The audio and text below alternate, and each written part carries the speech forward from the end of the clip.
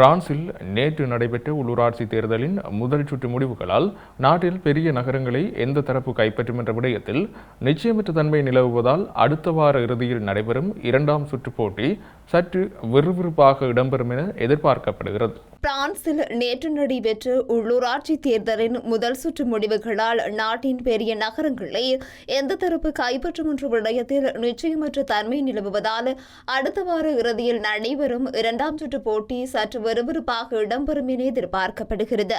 Paris மாநகர சபைக்குரிய இறுதி முடிவுகள் மீது அனைவரின் கண்ணுள்ள நிலையில் நேற்றைய முதல் சுற்று முடிவில் சோசலிஸ்ட் அணியின் வேட்பாளர் இமானுவேல் கிரிகோயர் முன்னிலை வகித்த போதும் ஆனால் இரண்டாவது சுற்றில் அவரை எதிர்த்து போட்டியிடும் ஏனைய 4 வேட்பாளர்களில் இன்னொரு தீவிர இடது வேட்பாளர் போட்டியில் இருப்பதால் அவருக்குரிய ஆதரவு நிலை கேள்விக்குரியதாக உள்ளது.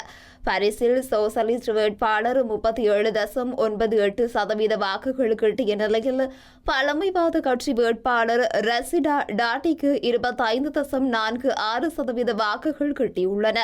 இதேபோல் மார்ச்சி உட்பட பல தெற்கு நகரங்களில் தீவிர வலதுசாரிகள் வலுவாக உள்ளனர். நேற்று வாக்களிப்பு நடைபெற்ற பிரான்சின் 34,000 கிராமங்கள், நகரங்கள் மற்றும் நகரங்களில் பெரும்பாலானவற்றில் முதல் சுற்றில் முதல்வர்கள் தேர்ந்தெடுக்கப்பட்டாலும் உற்று நோக்கப்படும் பல பெரிய நகரங்களின் இறுதி முடிவுகள் அடுத்த ஞாயிற்றுக்கிழமையான மார்ச் மாதம் 22 தான் தெரிய வரும் என்றும் இந்த இரண்டாம் சுற்றை மையப்படுத்தி தற்போது களத்தில் உள்ள கட்சிகள் தமக்குரிய கூட்டணிகளை உருவாக்க விரும்புவதாகவும் குறிப்பிட்டுள்ளார். முன்னாள் கலாச்சார அமைச்சரான டாட்டி கடந்த 25 ஆண்டுகளாக இடதுசாரிகளால் பிடியில் உள்ள தலைநகரை வலதுசாரிகளின் பிடிக்குள் கொண்டு வர விரும்புவதால் போட்டி கவனிக்கப்படுகிறது.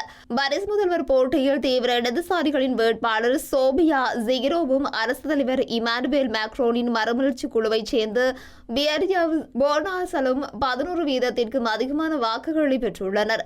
அதே நேரத்தில் தேசியவாத தீவிர வலதுசாரி வேட்பாளர் டாட்டி வெற்றி பெற வேண்டுமானால் வலதுசாரிகள் ஒன்றிணைக்க வேண்டிய நிலையில் உள்ளார். கடந்த மாதம் ஒரு தீவிர வலதுசாரி ஆர்வலர் கொல்லப்பட்டதை தொடர்ந்து இடதுசாரிகளிடம் பிளவு ஏற்பட்டுள்ளதால் அரசியல் குதிரை பேதங்கள் இருக்காது என நம்பப்படும் நிலையில் பிரான்சின் அரசியல் மாற்றம் அடுத்த ஞாயிற்றுக்கிழமை தொடங்குவதாக அதிதீவிர வலதுசாரிகள் தேசிய பேரணி தலைவர் ஜோர்டான் பார்டெல்லா குறிப்பிட்டுள்ளார்.